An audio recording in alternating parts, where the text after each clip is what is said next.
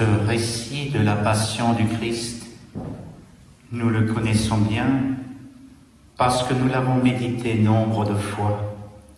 Et pourtant, il ne peut jamais nous laisser indifférents. C'est la passion d'un homme abandonné, trahi, bafoué. Elle nous montre un chemin déroutant, révoltant, où apparemment Dieu se tait. Et aujourd'hui, et particulièrement ce vendredi saint 2020, il nous semble que le silence de Dieu est particulièrement là.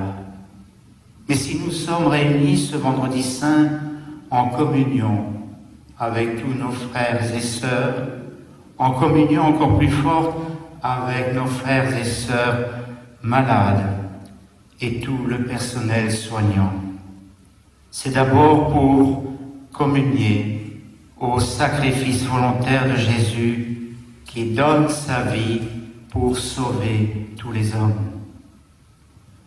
Le message du vendredi saint est une affirmation capitale. La croix est la victoire de l'amour. À toi, à moi, de nous demander si nous sommes capables de l'accueillir en vérité. Sommes-nous remplis de l'Esprit Saint pour en témoigner dans le quotidien de nos vies? Ce soir, notre regard se porte vers la croix du Christ. Croix qui symbolise la souffrance de l'homme, notre souffrance, souffrance de tant de malades, vivant leurs derniers instants de vie, seuls, loin des leurs, souffrance de tant de deuil, souffrance, souffrance. La croix du Christ, croix pour tous les hommes et pour chacun absolument unique. Notre espérance, parce qu'elle est la victoire de l'amour, signe de l'immense amour de Jésus-Christ et de Dieu, notre Père, pour tous les hommes, sans aucune exception.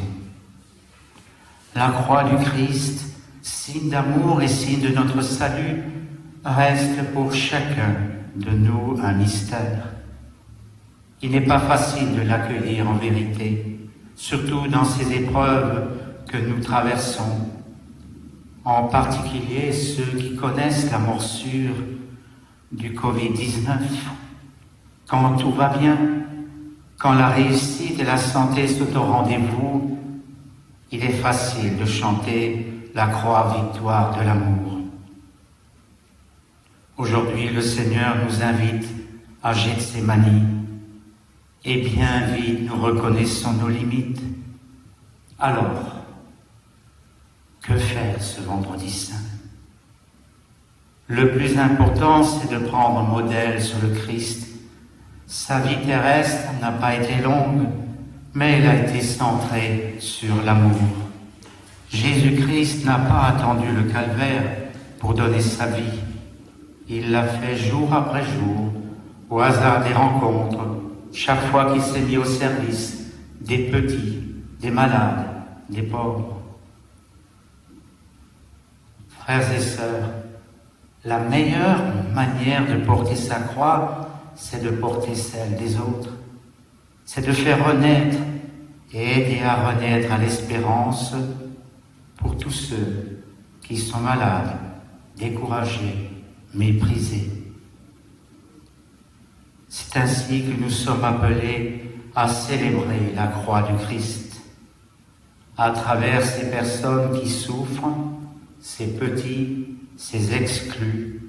Oui, Seigneur, tu es là. Le Seigneur se reconnaît dans celui qui est malade et seul, dans celui qui a faim, dans celui qui est persécuté. Le Seigneur nous rejoint dans notre vie et notre mort pour que nous soyons avec lui dans sa résurrection. Ce soir, contemplons la gloire de celui qui nous a aimés jusqu'au bout.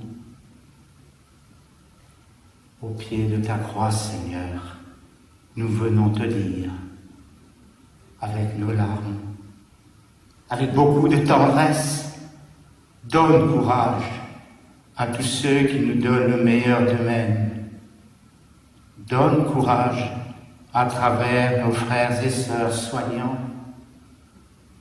Donne courage à tous nos frères et sœurs qui, chaque jour, au risque de leur vie, continuent à être présents dans le quotidien de nos vies. Seigneur, toi qui es venu nous chercher au fond de nos misères, de nos péchés, sois remercié. Donne-nous d'être à notre tour pour nos frères et sœurs qui tendent la main pour les relever et marcher ensemble sur le chemin de la résurrection. Amen.